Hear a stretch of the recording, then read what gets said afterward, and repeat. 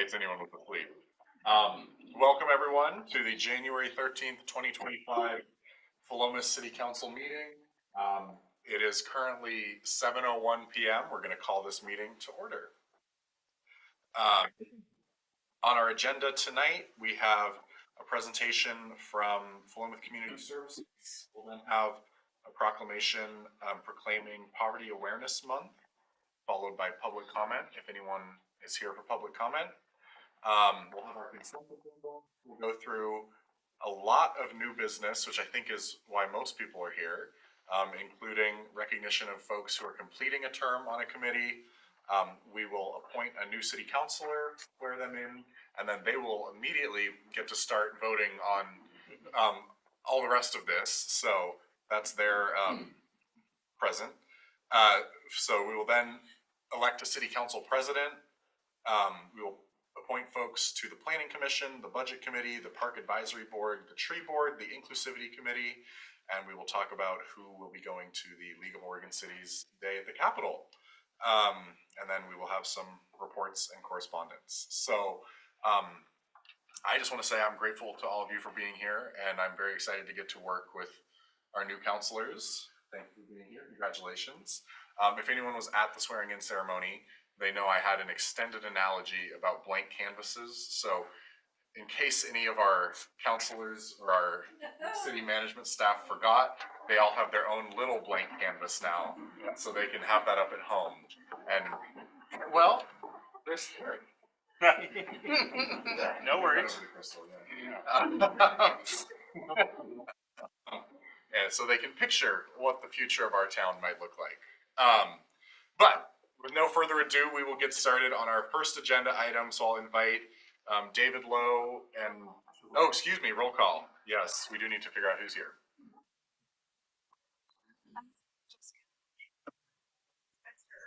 Present. Present. Teresa? Oh, Teresa, can you hear us? Oh yeah, okay, perfect. I can now, thanks. Christopher McKenna? Here. Okay. And Diane Crocker is absent, and Matt Lehman is here, but is no longer relevant.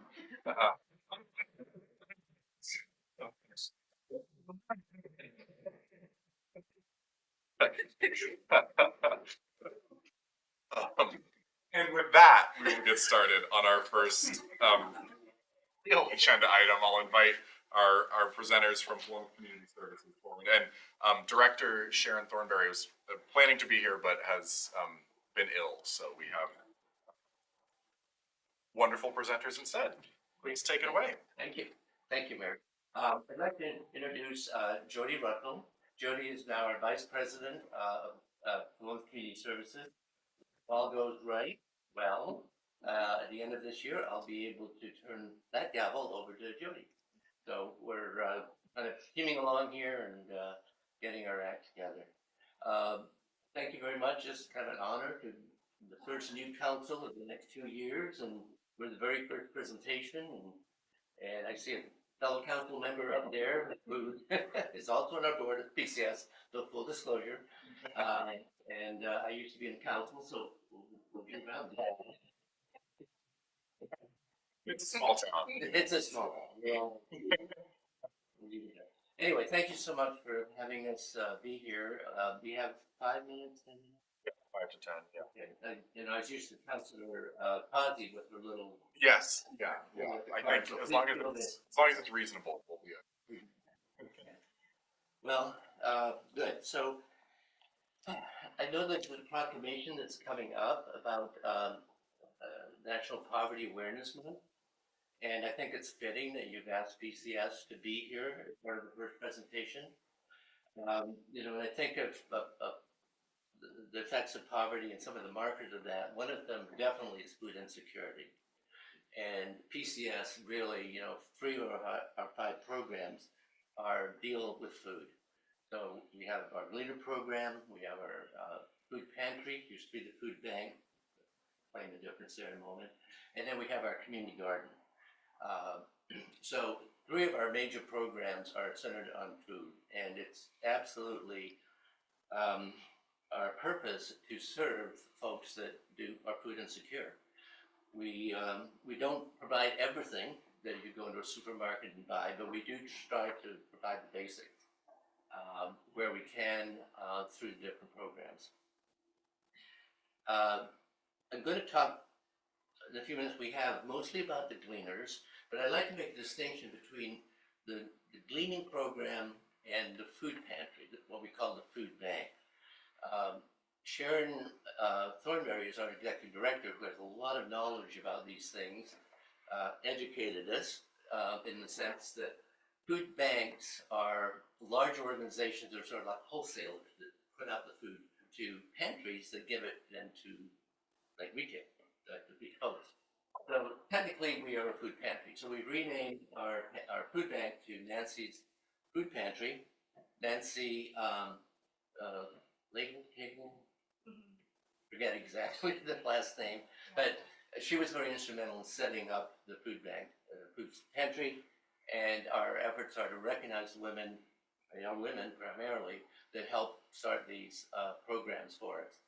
So we have Nancy's Food Pantry, we've got Lupe's Community Garden, Lupe McGinnis helped found that, and we have our June's Kids Closet, which is the clothing component of what we do. So, Philomath Community Services, in relation to food, we work very closely with Lynn Benton Food Share. They are the main distributor of food to us at, if you will, a wholesale level. We also get food from individuals and private or other organizations that come into us. But Lynn Benton Food Share is our primary go-to or give-to group. Lynn Benton Food Share operates under the auspices of the Oregon Food Bank, and it all gets tied into the USDA and all of the different laws and things that go with that. So we're very sensitive to whatever goes on at the federal level as well as the state level. There's been a lot of concern in terms of what may happen as taxation and different things are looked at and what programs are supported or not. We've already seen last year a diminishment, harder to get certain foodstuffs that we wanted to have. So we have a very close relationship, and we work as much as we can with Lynn Benton Food Share. So now Lynn Benton Food Share oversees both the food pantry and the gleaners.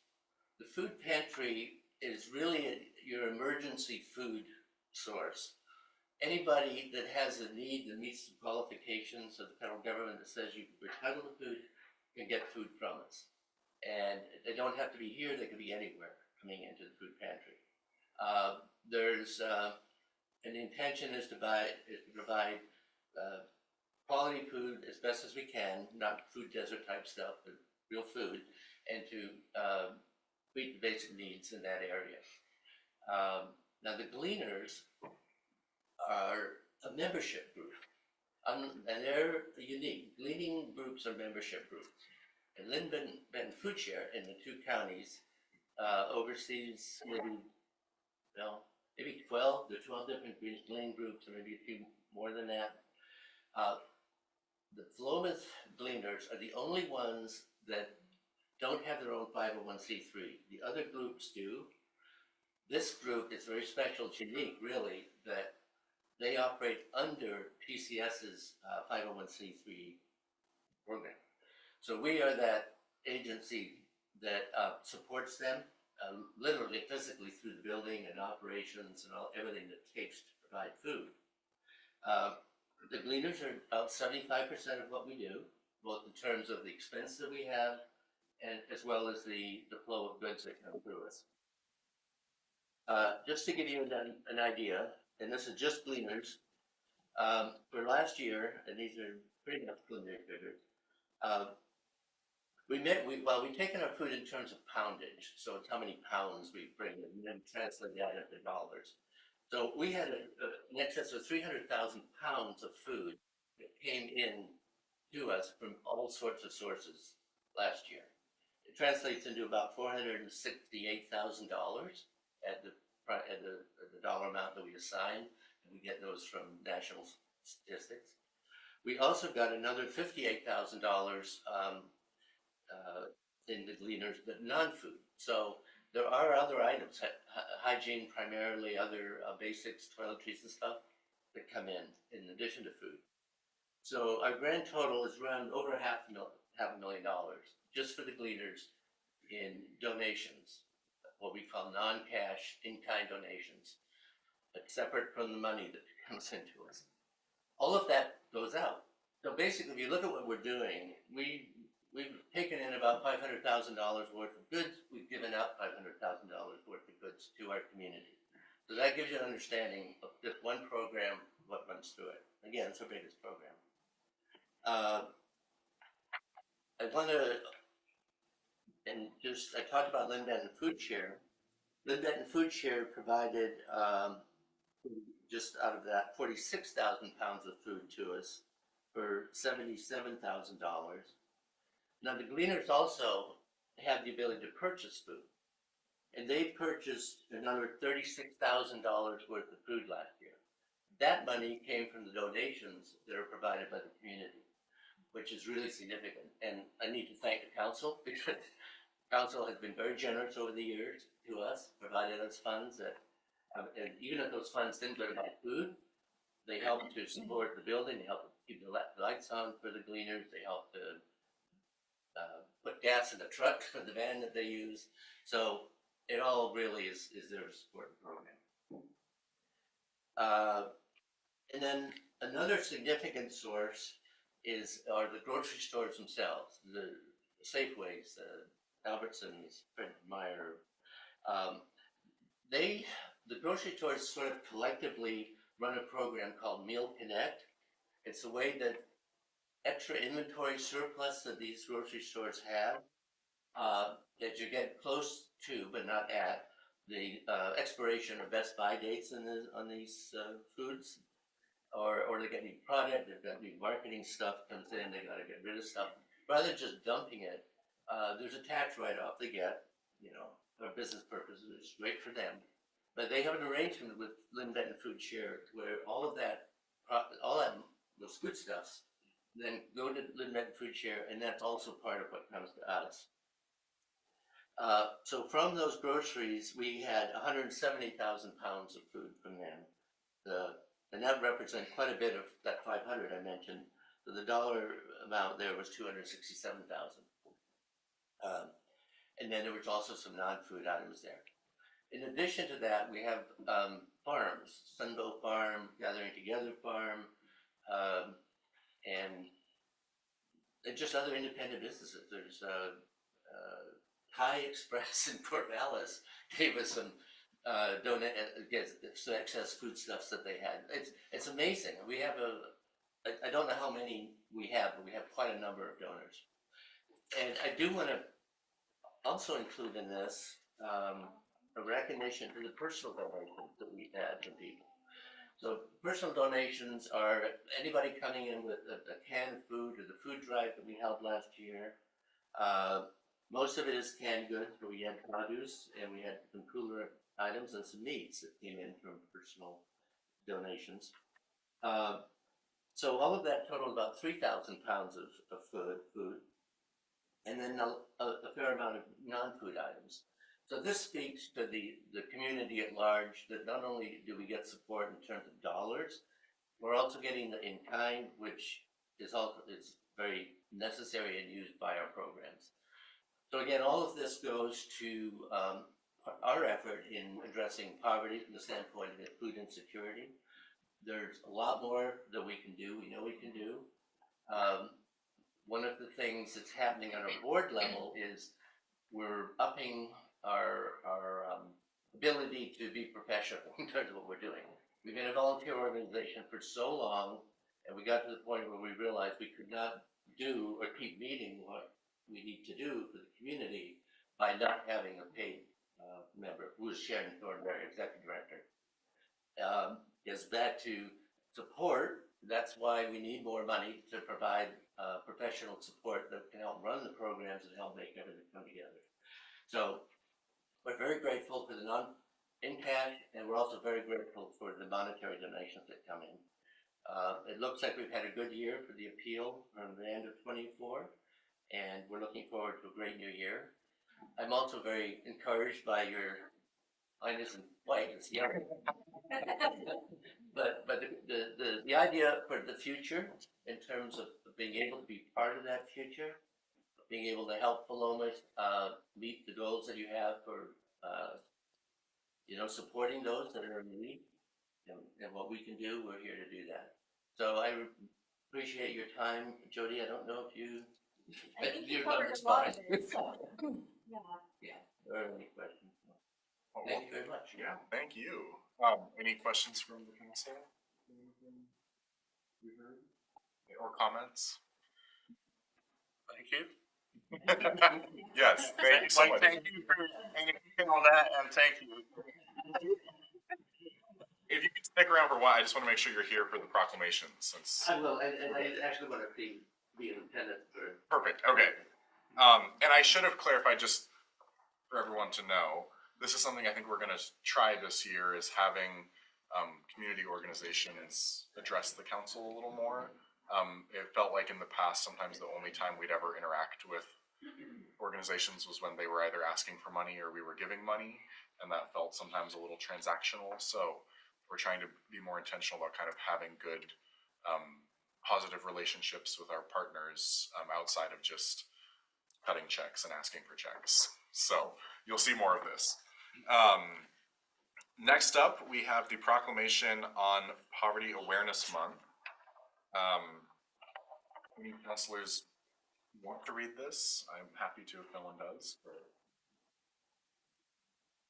This is a resolution, so we do a motion to approve it. Is that Sure. how I can read it? Yes, okay. So moved. Second. All right, it's been moved by Councilor Andrade, seconded by Councilor Caseman. This is Resolution 25-01, Poverty in America Awareness Month Proclamation. Oh, That's right. So we will, is it a roll call vote or just all in favor? Okay, all in favor of passing Resolution 25-01? Aye. Aye, okay. Perfect, all right. It passes unanimously and we will now read it. So, whereas every human being deserves to live a life of dignity with their basic needs met, and whereas poverty is a socioeconomic state in which someone does not have the resources necessary to maintain a basic standard of living, and whereas poverty in no way negates the inherent worth of all people, and whereas poverty affects entire communities, not just those individuals directly impacted by it. And whereas the city of Philomath's poverty rate is currently estimated at 7.9%, and even one individual or family living in or near poverty is one too many.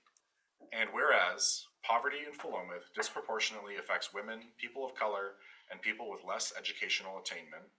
And whereas the city of Philomath is fortunate to have numerous nonprofit organizations, faith communities, and other groups who provide resources and basic needs for city residents and the broader community. And whereas one such organization leading the way is Philomath Community Services, which provides food, garden education, clothing, select daily living items, and seasonal gift baskets to those local individuals and families who need these services the most, through their motto of people helping people. And whereas Philomath is known as the, quote, city of volunteers, and this value is demonstrated through the community's efforts to help their neighbors and ensure that basic needs are met. Now, therefore, the City Council of the City of Philomath hereby proclaims January as Poverty Awareness Month in the City of Philomath. And be it further resolved, the City Council of the City of Philomath recommits to building systems and structures that work toward ending poverty and caring for those who need help. And be it further resolved, the City Council of the City of Philomath encourages all residents to consider volunteering, donating, and otherwise supporting organizations and efforts in the community that are working to end poverty or alleviate its effects. And I should note there was a Scribner's error that Councilor Caseman sent in at the end of last week, so we will have that corrected on the official document. With that, we have a copy of it for our friends at Philomath Community Services, if you would like it, since you did get name dropped in there. Let me sign this.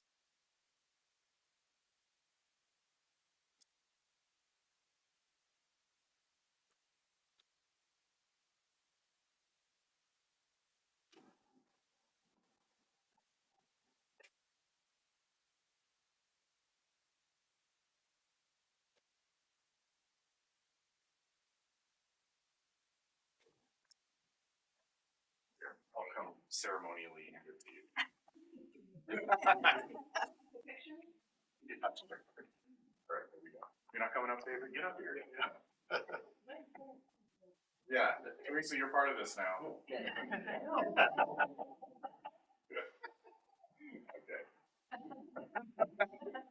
Okay, there you go. Should we? Okay. Awesome. Thank you both very much.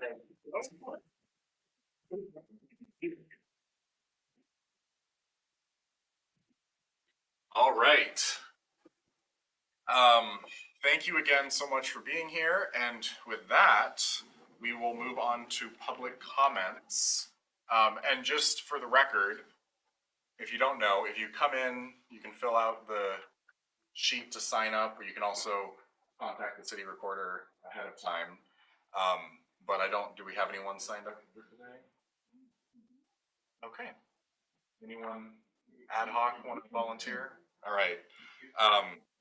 Then we can probably move on to the next agenda item, which is our consent agenda.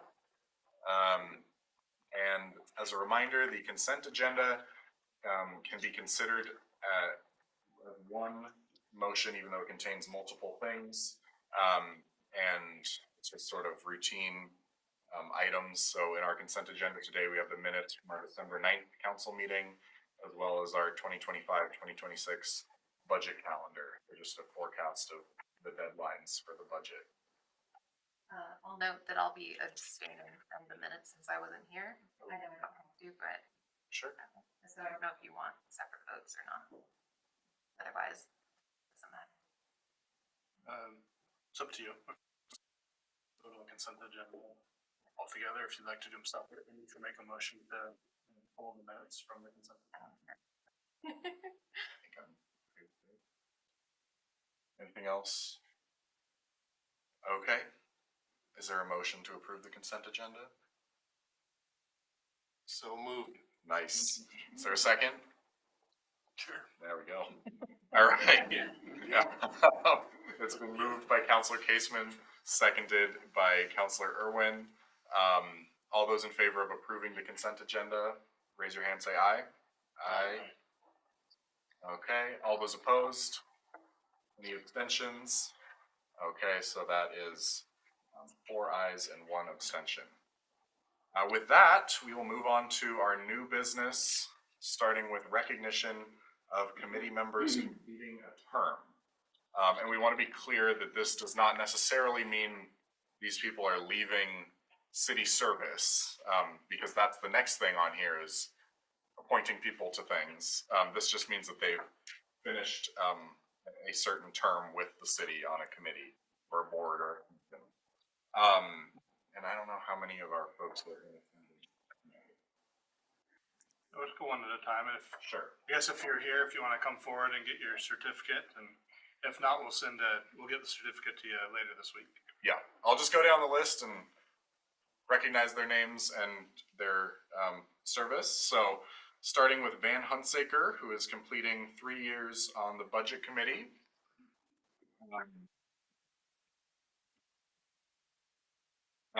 Brent Caseman, who is also completing 2 years as a citizen member of the budget committee and will now be completing 4 years as a council member of the budget committee. So, and we have Mark Kepi, who is also completing 2 years on our budget committee. We have Jeff Sheminsky, who's completing 3 years on our budget committee. Then we have Rose Bricker, who's completing 1 year on our Inclusivity Committee. Would you like to come up?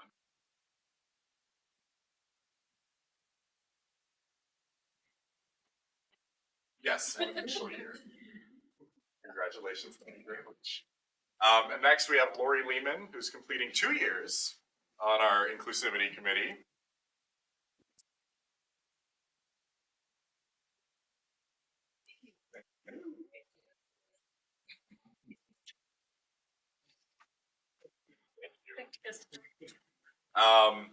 We have Yvonne McMillan, who is completing 3 years on our Park Advisory Board.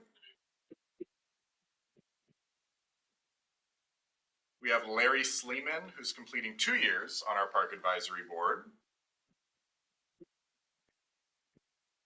We have Lindy Young, who I think is here, who I just want everyone to take this in.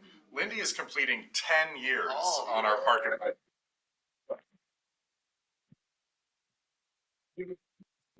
No, I feel like we should like gold plate it as a certificate. Yeah. Yes. 10 years, I guess. There you go. Thank you very much.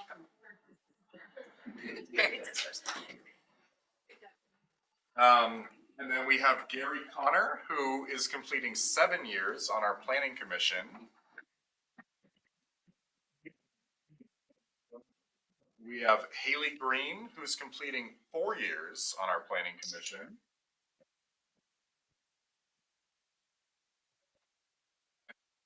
Last but certainly not least, we have Graham Cedars, who is completing 2 years on our tree board. So, and as always, we really do want to extend a genuine thanks to our board volunteers, our committee volunteers.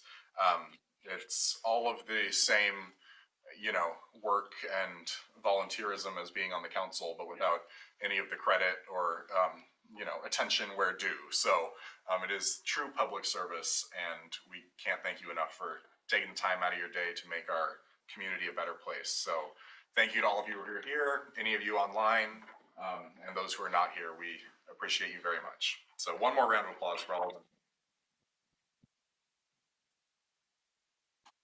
All right, and now, the moment you may have been waiting for, we will move on to our city council appointment. And councilors, in your packet, you have a agenda item summary that goes through some of the details here. But just as a refresher, Councilor Matt Lehman resigned from his seat near the end of last year. And per our city charter, and our city code, when a councilor resigns, we don't hold a special election. The city council just appoints someone to fill out the rest of that individual's term. And then at the next election, that seat will be up. So this is the process that we're going through tonight. And we received 3 applications for the vacant position. We received an application from Kyle Cupp, an application from Amanda Pauley, and an application from Richard Salsa. And as part of the application, folks submitted some somewhat brief written responses, which are in your packets. And then they'll also have a chance to have a quick conversation with the council tonight, just offer any more insight on why they're applying, what their interest in serving on the council is, and then a chance for councilors to ask questions and feel like they can make an informed decision. And obviously, this is a very meaningful choice that we'll be making tonight. This is someone you'll be working closely with for the next 2 years. So that's certainly worth something. So I would really encourage councilors to take this seriously and think about someone you want to work with, someone that you think would help make our city a better place. And with that, I do also want to just recognize we are extremely fortunate to have these 3 candidates apply. I think when Councilor Lehman resigned, I was a little worried we wouldn't get anyone interested, or we'd get people who didn't really have any relevant experience or didn't really know what they were doing. And now I have the opposite problem of I don't know how to pick between these 3. And so I just want to sort of set the stage with that. I think our city would be very well served with any of the 3 of you, and we are so grateful and fortunate to have your interest in serving on the council. And I hope that, unfortunately the way the cards fell, we can only pick one of you for this position, but we still have several other vacancies on Planning Commission, Budget Committee, those organizations that do have a big impact on town. So I hope the 2 that are not selected for the council position will still have interest in serving our community in those other ways, because we would be very fortunate to have you there. So the way this is going to work is I'll just call up our folks in the order that they appear in my packet here. And then we'll give you just a minute or 2 if you want to introduce yourself, say a quick hello and any sort of statement you want to make to the council, and then we'll open it up to questions from the council, and then the council will be voting by ballot rather than by voice vote or anything like that. Still all public record. We're not trying to hide this from anyone, but so councilors, you'll note you have ballots up here that have check boxes for each of the councilor's name, as well as a place to write your name and your signature. So after we've heard from all three councilors, then I'll ask you to fill out that ballot. We'll pass them down to our city recorder. And then if someone achieves a majority on the first ballot, then they will consider to have gotten the appointment, and then we'll probably make a motion to officially appoint them. Do we need to do that, or? Okay, so if they get a majority on the first ballot, they will have been appointed to the council, and then you will immediately get sworn in. If it's a tie, or if no one gets a majority, if it's a three-way split, then we will try to eliminate the third person and then do another ballot on the remaining two. So just to kind of set the stage, any questions from councilors on the process? Okay. Well, then first on my list, I have Kyle Cupp. If you want to come up and introduce yourself, say anything you'd like the council to know, and we'll go from there. Alright. It's like a public job interview. Yeah, I know. We figured, it's a good preview of being on council. Yes, very much so. So, thank you all for having me here today. It's an honor to be here. My name is Kyle Cupp, and I've been in town here for like 6 years or so. I work for a company, was Mineral. We just got acquired earlier last year, I guess, January of last year. But it's a company that provides HR and compliance solutions to small businesses across the country. And so we don't do like HR for people, but we work with a lot of business owners and HR departments of one and office managers who, have the day-to-day job of either running a business or being tasked with those HR issues that come up. And so if they have issues, they can call us up. We help them. We have a platform they can go and read. So part of my job is writing content for that platform for those. So I'm very interested in communities of people and helping them to thrive and to work well together and to grow and to make things easy for people to be successful and succeed. Wonderful. Questions from the council? I have is a comment okay? Yes, any remarks? This is my first day, so I'm very careful. So I moved to Philomath about 7 years ago, and so I pulled in my U-Haul truck, and someone came over and said, "Oh, can I help you?" And it was my next door neighbor, Kyle Cupp. So I've had 6 to 7 years to get to know him, and as I read his application, I just kind of highlighted one part where he said, "As a counselor, I would aim to be attentive, inclusive, ethical, respectful, and worthy of trust."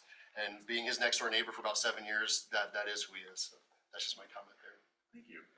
It's a wonderful insight. Other questions or comments? I guess, what do you see as the role of a city councilor? How do you think, what makes a successful city councilor?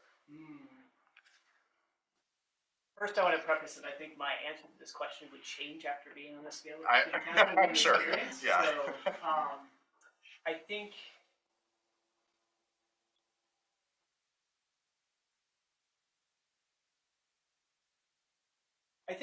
being able and willing to listen to the community, represent their interests, act in the best interests of the community, and recognize the trade-offs. I mean, there's always trade-offs. Anything you do, anything we do as a city, anything you're doing as the city council, it's gonna have good things, but also trade-offs and losses. And being mindful of those and being able to communicate the reasons why a city councilor does things or why the city is making the decisions that it is, even if it has an impact on people that they may not be happy about. But recognizing that that those feelings are legit, and but the city councils also have to think about the good of the city, and not just like the present here and now, but 5, 10 years, 20 years, and what's ultimately going to be best for them in the long run. So I think that would be the answer to that question. Yeah, thank you. Anything else, Teresa? Councilor Nielsen, I want to make sure I'm not missing you on the screen if you have anything, but, okay. Anything else? All right, well, thank you very much. Thank you. Appreciate it. Yeah. Next on my list, I have Amanda Polly. So, same thing. Thank you for being here. Thank you. Okay. I'm Amanda Polly. I've been in town for almost 3 years now. 3 years on Monday, or Wednesday, actually.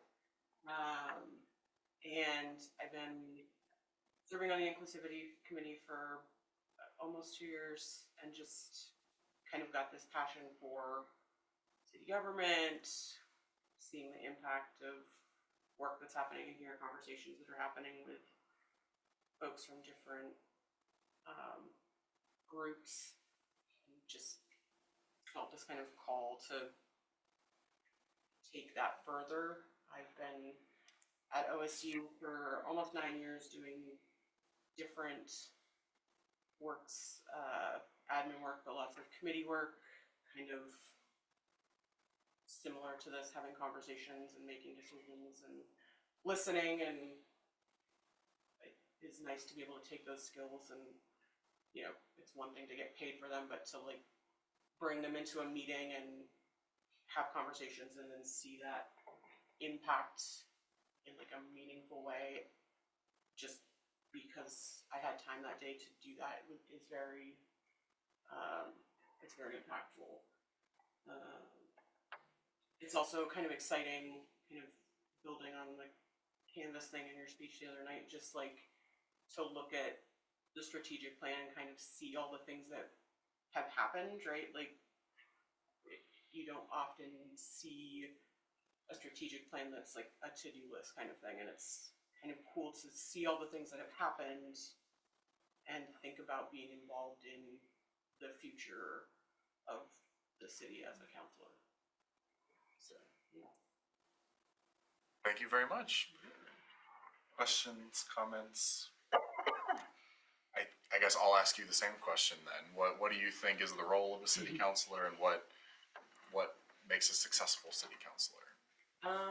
I think that for me it's listening and like, I think tough conversations. One of the things that I've really learned through Inclusivity Committee is having conversations across the table where we're learning from each other and we're not always on the same page. And being able to have those conversations and grow from each other, and then take that into the community. And I think there's something exciting about having context at a city level when you're having conversations with folks over at the pizza place or at a farmer's market or something like that, where you're hearing stories or things that they've run into, and they're like, how do I solve this problem, or why isn't the city doing anything about this, or it would be really cool if XYZ thing, and you kind of have context from being in a room that they're not, and you can kind of advocate for them or inform them, right? Or tell them what resources are available that maybe they don't have because you're in a spot that they're not. And so you're just kind of advocating for your community and bringing what they have to say back into a room that maybe they don't feel comfortable coming into, or, you know, they don't have time to be in that room, or whatever the reason is, being that kind of conduit between the city and the people. Anything else? Well, thank you so much for being here. Thank you for having me. And then next up, we have Rich Salsa.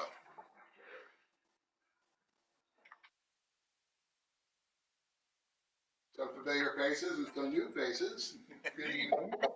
My name is Rich Salza. I am in my 13th day of retirement today. I can't tell you how many endless number of people saying, seriously? You're not even that retired yet, you know? When I moved here 10 years ago, my wife was very nervous about all of it because I grew up in Sacramento. I spent 23 years in Salt Lake City, big metropolitan cities, right? And here we are, Philomath. And she was very nervous. She said, I don't know. This is going to be like, I don't know.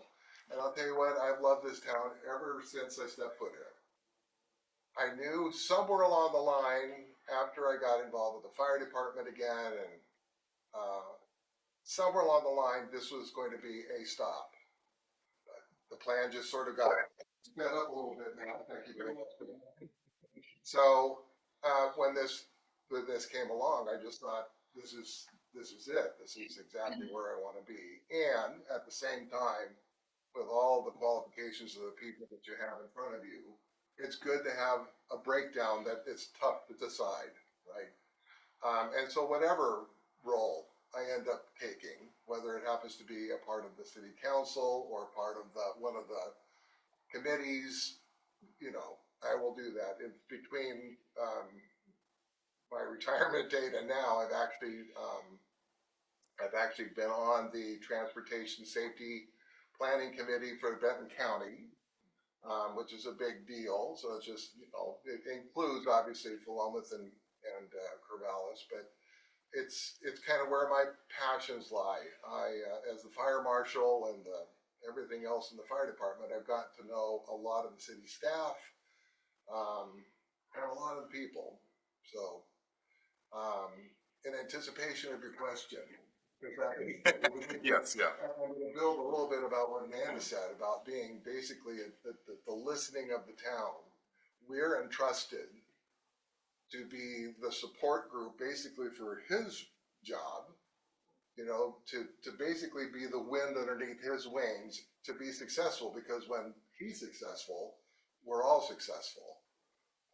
And we work as a team. Now, we may not always agree. In fact, that's what a democracy is all about. You know, we have different opinions and things of that nature, but we answer to the people. And that's why I'm here, because I'm willing to be accountable for being someone to answer to the people of our community. So that's where I see the city council. Well, thank you very much. You're very welcome. I won't ask a question then, since I already. But would anyone else like to ask a question or make a comment for this candidate? Okay, seeing none, then thank you so much for coming up here. This is a refresher. We'll now move into voting, and I realized I had a pen up here. And did we figure out how we're doing this with Councilor Nielsen? Does she need to? Okay. Okay, perfect. So councilors, if you can take ballot number 1 that you have here, check the box for the applicant that you would like to have, and then print your name, sign your name, and pass it to the city recorder.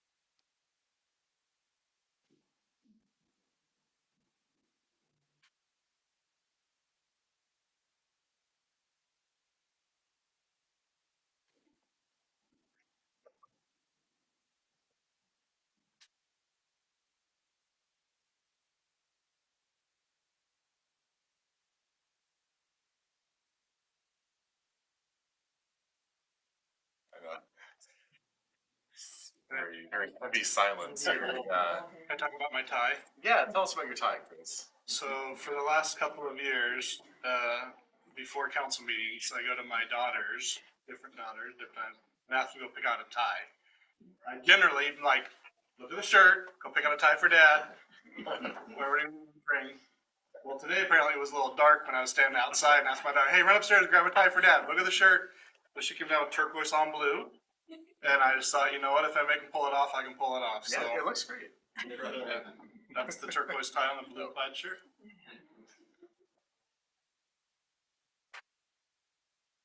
Okay, oh, Perfect. Okay. Do I say the numbers? Or Yeah. do I say, okay, so, we have unfortunately a tie. All three candidates received votes, which is wonderful. As we mentioned earlier, you are all wonderful candidates. Kyle Cup received 1 vote, Amanda Polly received 2 votes, and Rich Salsa received 2 votes. So, Kyle, thank you very much for your interest and your service, and we will be following up about putting you on some other committee, and I hope you will be interested in that. We are so grateful for your interest. And with that, the council, you can move to ballot 2 and make your choice between Amanda Polly and Rich Salsa. Same process as before, print, sign, pass it to the city recorder, and I'll pass that back to her as well.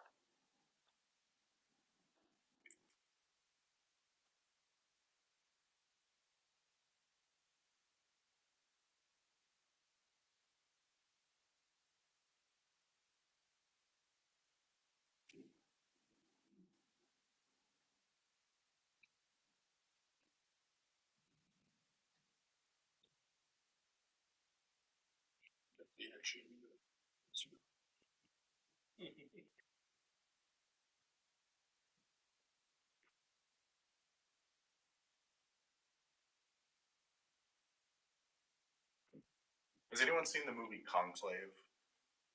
Okay. Not on purpose. Okay. I'm getting, like, I hope the white smoke is ready to go up, you know? That's, yeah.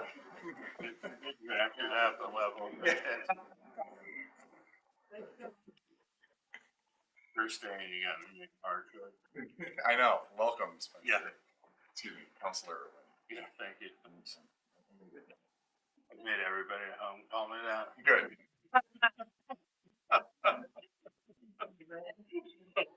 Okay. Then our final results are in. We have 2 votes for Amanda Polly and 3 votes for Rich Salsa. So Rich Salsa will be appointed to the Philomath City Council. But before we do that, I want to thank all 3 of you again very much for your interest, for your service, for your dedication to the community. We are so lucky to have you here, and I hope you will continue to stay engaged. And there will be 3 city council seats up for election in 2 years, so keep that in mind.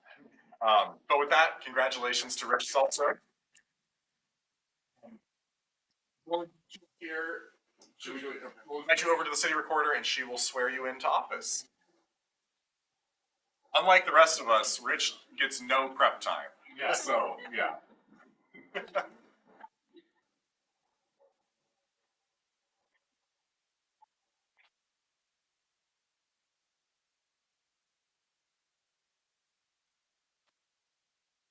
And your coffee mug and your sticker is under the table, so you know where to check.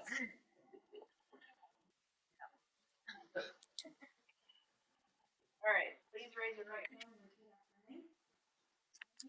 State your name. I, Richard Salsa, Do solemnly swear do solemnly swear that I will support that I will support the Constitution of the United States the Constitution of the United States and of the State of Oregon and of the State of Oregon and the City Charter and the City Charter of the City of Philomath of the City of Philomath and the ordinances and the ordinances and resolutions of said city, and resolutions of said city, and that I will, and that I will, to the best of my ability, to the best of my ability, faithfully perform perform the duties of City Councilor the duties of City Councilor for the City of Philomath, Oregon, for the City of Philomath, Oregon, during my continuance therein.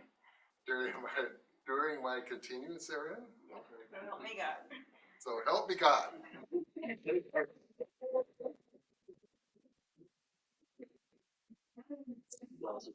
Congratulations. Well done. Congratulations, sir. Thank you. Chelsea.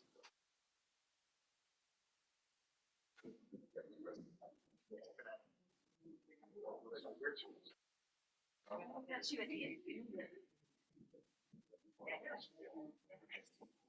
right. And now that we have Six city councilors and a mayor again. It is time to elect a city council president. And this will be a similar process in that we will be doing it by ballot. So this ballot that you have in front of you, their final ballot, will be to elect a president. You are welcome to nominate someone if you wish, but you're welcome also to write down any name you want here. Well, any of us. Well, not me. So if anyone would like to recommend someone or anyone would like to volunteer themselves, you're welcome to do so now. I think just as a refresh of sort of the role of city council president, if anyone may not know, the city charter and the city code don't give the city council president any sort of individual responsibilities. The only real responsibility of the city council president on paper is to fill in for the mayor if the mayor is sick or gone or incapacitated or any other sort of reason that the mayor would not be at a meeting or able to otherwise fulfill the duties. But that can include if there's some big event in town that the mayor would normally speak at or, you know, help out at or something, then the city council president is kind of the default person to step in and represent the city to the public if the mayor's not able to. And then in practice, it also means sometimes, you know, they'll help out with other duties around the agenda, around sort of, you know, consulting with the mayor and the city manager. But on paper, the only legal responsibility that differs the city council president from other councilors is if I kick the bucket, you're now the mayor. So, Win the lottery. yeah, until I unkick the bucket, yeah.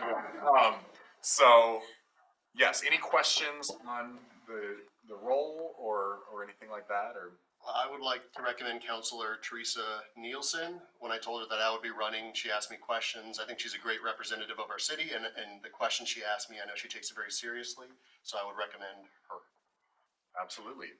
I also think she would be wonderful.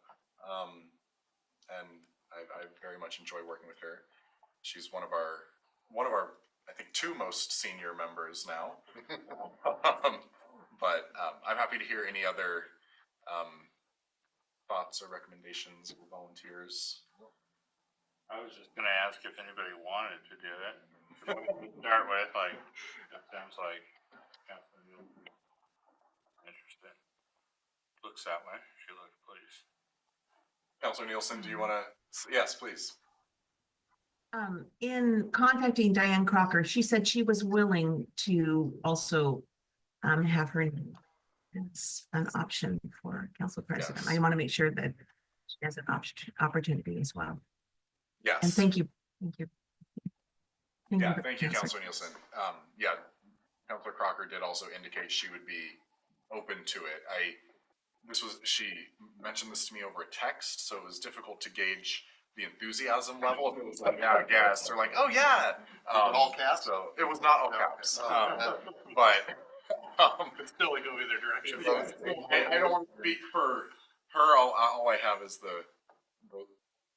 Yeah. Does that sound weird? Yeah, we're getting a weird feedback in the back. Okay. Well, I don't know what to do about that. So yes, just to say, I think it sounds like Councilor Nielsen and Councilor Crocker have both shown an openness to being council president. I don't know if any other councilors want to speak up, speak now, or forever hold your peace. I mean, I'm open to it, but I Okay. don't care either way.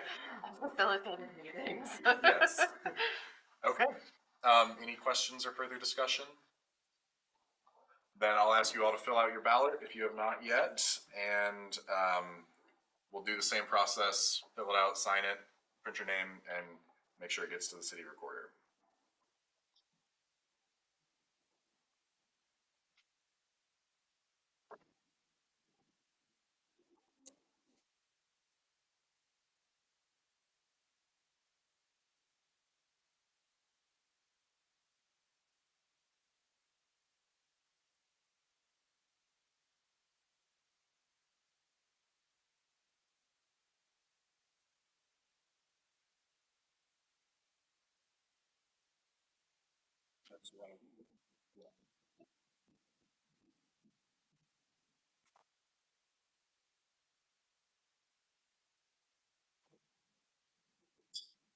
And if anyone is wondering why we're doing this by ballot, and Chris, I try not to roll your eyes. Over this. No, just no. I read the city charter earlier, and it actually says specifically that we have to elect the council president by ballot. So yeah, so since we all just took an oath to uphold the city charter, I figured we should probably do that. But yes. Any other tie stories while we wait? Is it feedback or is there just like? There's feedback. It's Okay. less before. Okay. I know it's very. Yeah. Yeah, just right there. I'm keeping the tie tied already and just, There you go. That's Ready good. to go. Yeah. If you need it. cause I'm like Moments number. 3 times a year. I like to tie a different. That's my only tie story. There you go. It's not very good.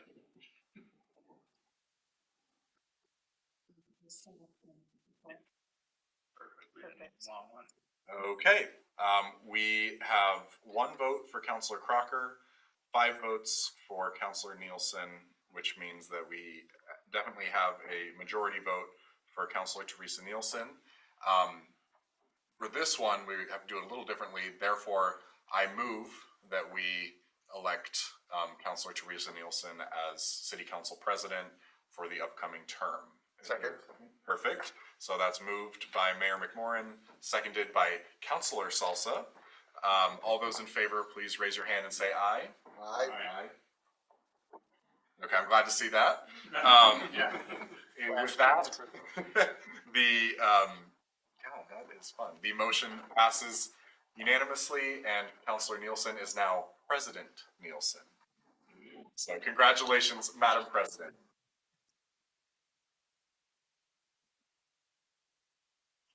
Sorry to anyone sitting in the back that has to listen. We'll fix that. So now we'll move into our city commissions, committees, boards, and just for the record, both the folks in the audience and for the council, these are our citizen commissions and boards and bodies. So these are not the council committees. Those we will be doing at our next meeting on January 27th. Usually we do those the first meeting of the year, but we wanted to make sure we took into account the preferences of whoever was appointed. So I'll be making sure to check in with Councilor Salsa in the next week, and then we will be. I was forewarned, yes. Yes, good. And then we will be making those appointments official at our next meeting. So just a heads up, it's a little bit delayed this year because of the appointment process, but our resident and citizen boards and commissions we can still do tonight. So the first one we have up is Planning Commission, and as the name indicates, the Planning Commission is responsible for a lot of our city planning, zoning, land use, things like that. We had 2 positions open at the end of 2024, and unfortunately, we did not receive any interested applications for the Planning Commission. So if anyone is in the room that is interested in doing that, we will be likely re-advertising for that opening and trying to get some folks interested. There's a suggested motion there, just since we don't have any interested parties, if anyone would like to ask our staff to reopen that. I move the city council direct staff to re-advertise for applicants until the 2 open positions are filled. Thank you. Is there a second? Second? Yes. Okay. It's been moved by Councilor Andrade, seconded by Councilor Irwin to have staff re-advertise for applicants until we have those positions filled. Any discussion on that motion? Seeing none, all those in favor, please raise your hand and say aye. Aye. Aye. Okay, that motion passes unanimously. We'll move on to, I am so sorry about that. I feel like I'm a robot. We'll move on to our next committee, which is our Budget Committee. And again, just as a quick refresher on the Budget Committee, per state law, the Budget Committee is made up of all 7 members of the City Council and then an equal 7 members of the public. to try to kind of weigh out the council interests with the public interest, even though, as our council candidates mentioned, hopefully the council interests are also the public interests. And this committee is tasked with approving the city budget on an annual basis. And they can make changes as they see fit. And then they recommend, or they approve the budget and send it to the city council for final adoption. And we had 5 council positions, or excuse me, 5 citizen positions open up at the end of 2024. That included Van Hunsaker, Mark Kepi, and Jeff Schminsky, who completed their terms. And then Brent Caseman became a city councilor, as well as Spencer Irwin. So that is part of why we have so many openings. And just for the record, I think there's several folks who used to be on the budget committee that are now have gone on to other things, including myself. So I think it's a great way to kind of get a broad overview of the city and everything we do and how it works. Director in the audience as well, so I'm sure he can attest to that. We did receive 1 application for the budget committee from Van Hunsaker. So we can appoint Mr. Hunsaker tonight and then eventually reopen the application to find 4 additional positions for that. There are a few suggested options, or a suggested option there. Anyone want to make a motion on that? Councilor Salsa? Okay.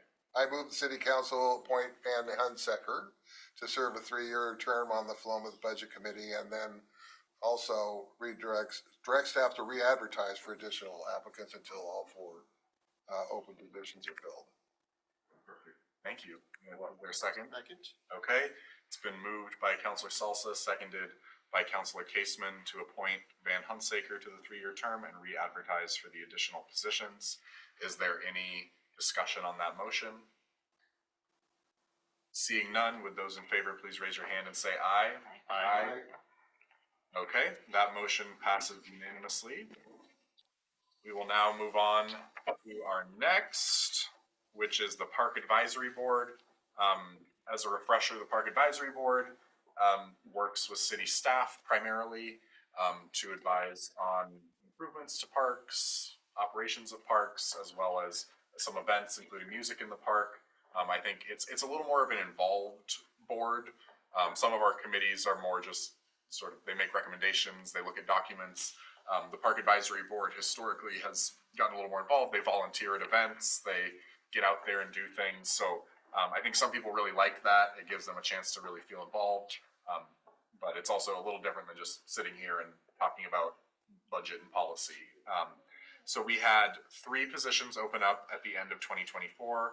And then luckily we received 3 applications for those 3 open positions. So a very tough decision to make tonight, folks.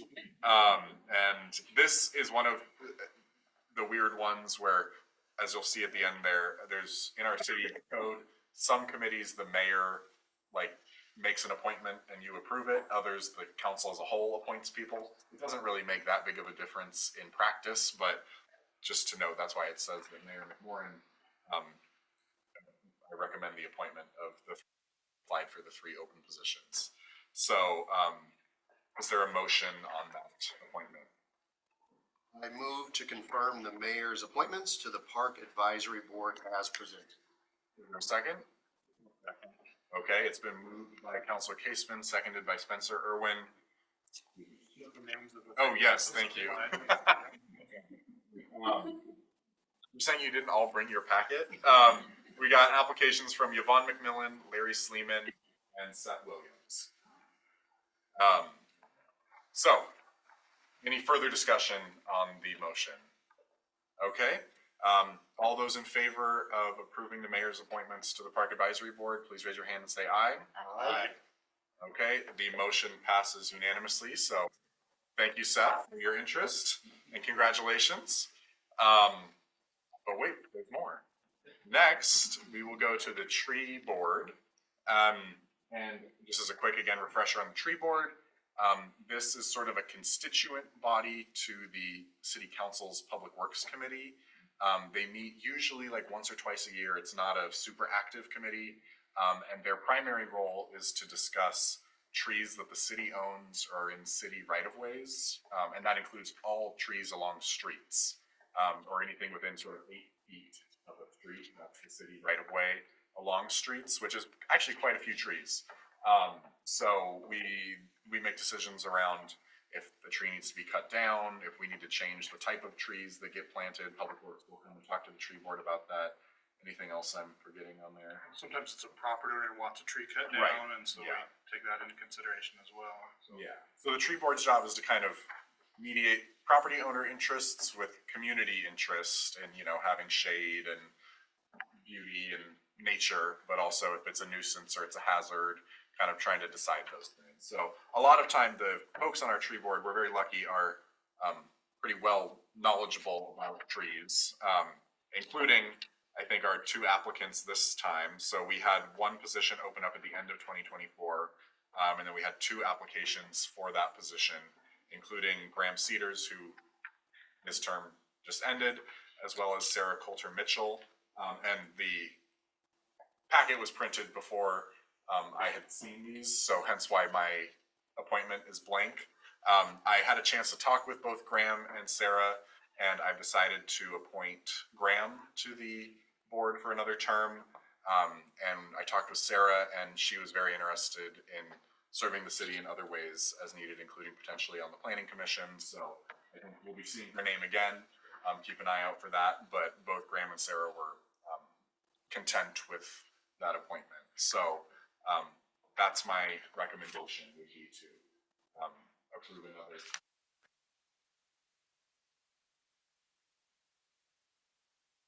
And this has been a very helpful voice on the tree board for those of us councilors who don't know or are not experts about trees. It's nice to have community members that can shed some light on that.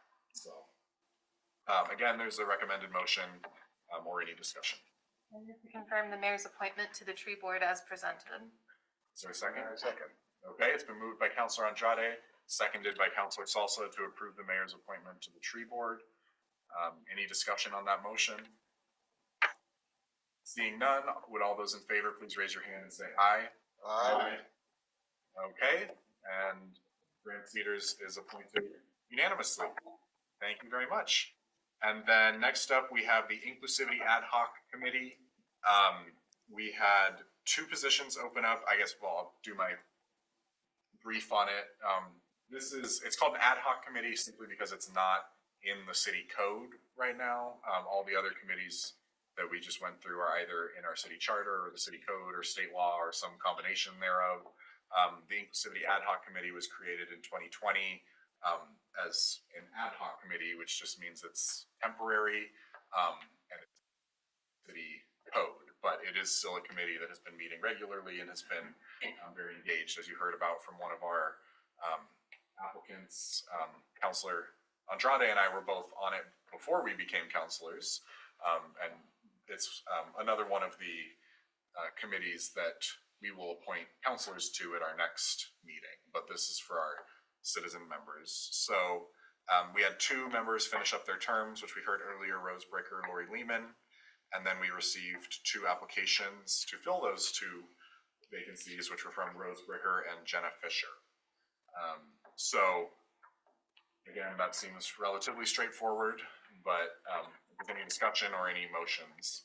I move that the city council appoint the individuals of Rose Bricker and Jenna Fisher to the Inclusivity Committee for a 2-year term. Is there a second? Okay, it's been moved by Councilor Salsa, seconded by Councilor Andrade to appoint Rose Bricker and Jenna Fisher to 2-year terms on the Inclusivity Committee. Is there any discussion on the motion? Seeing none, would all those in favor please raise your hand and say aye? Aye. Okay, that motion passes unanimously. Congratulations, and thank you for your continued service. We're good clip tonight. This is good. And then next up on the agenda, we have the LOC City Day at the Capitol. For anyone who may not be familiar, LOC is the League of Oregon Cities, which is statewide organization that represents every city in the state. They do a lot of advocacy with the state legislature and the federal government, advocating for cities.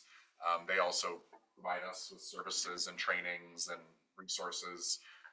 So it's sort of our go-to for city things. And one of the things they organize is a day at the Capitol, which brings folks from city councils and city administrators from all over the state to Salem.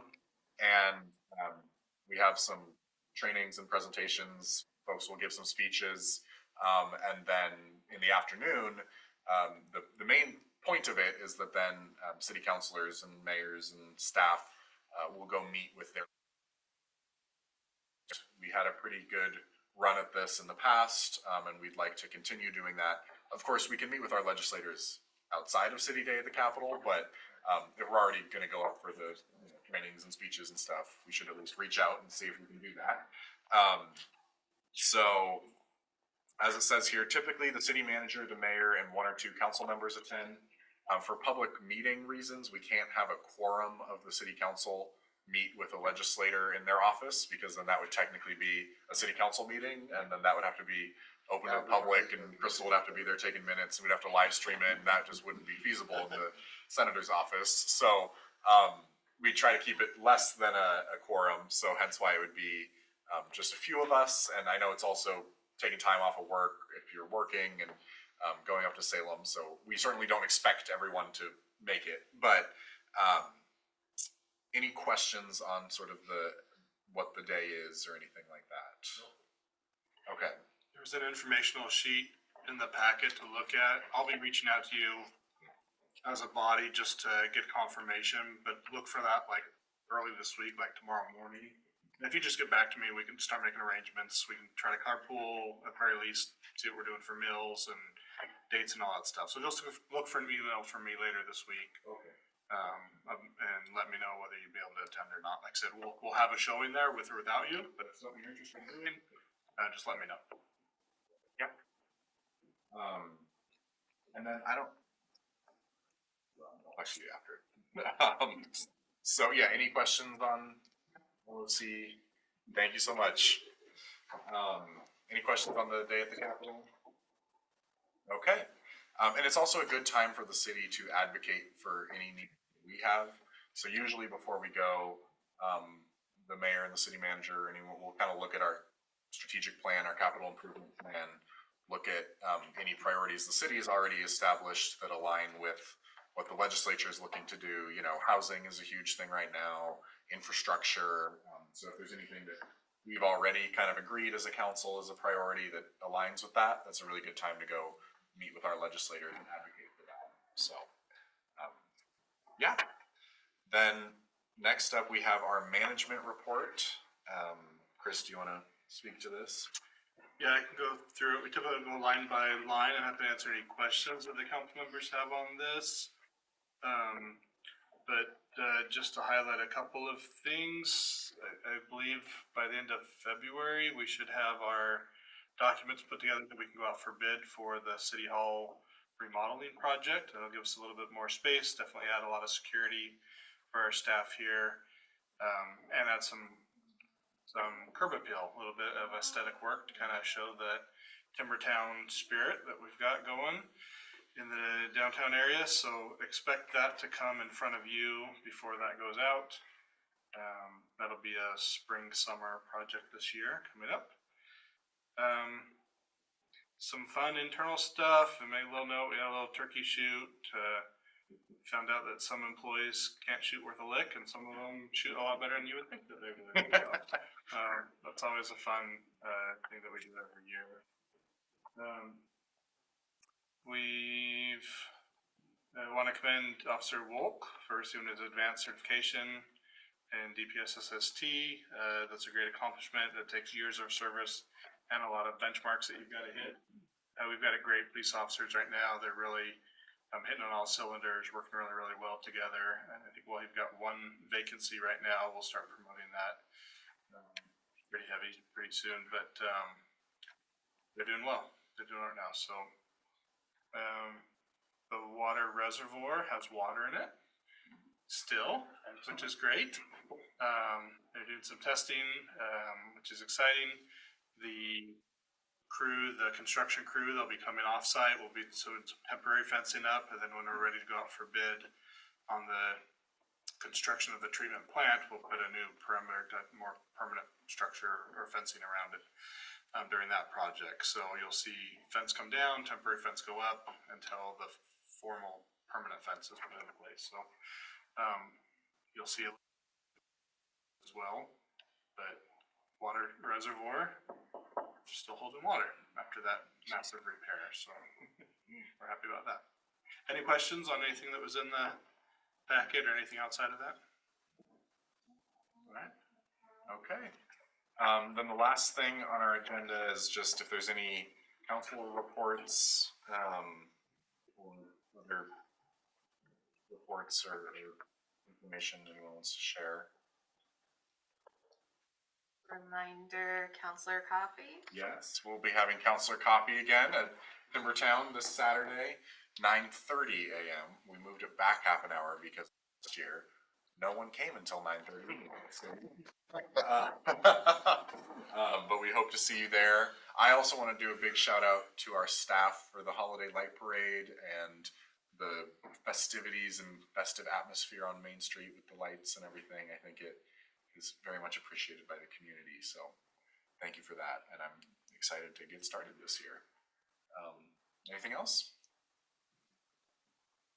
All right. Then with that, I guess scheduling one thing, I shot an email out late today. The 25th for the council retreat is not going to work. We've got these two council members that can't be there, which doesn't make a lot of sense. So send another doodle pull out if you could try to respond to that in the next couple of days and just reply to every day that absolutely could work for you. And then if we need to narrow down on that, we can. But we'd like to do it within the next month or so.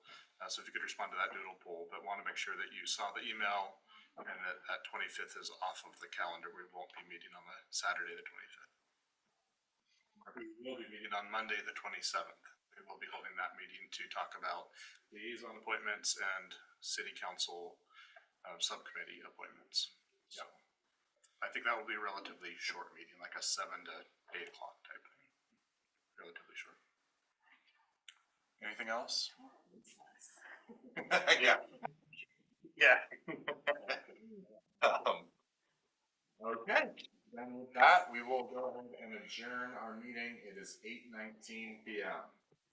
Thank you all very much, and thank you for all being here in the audience. See you next time.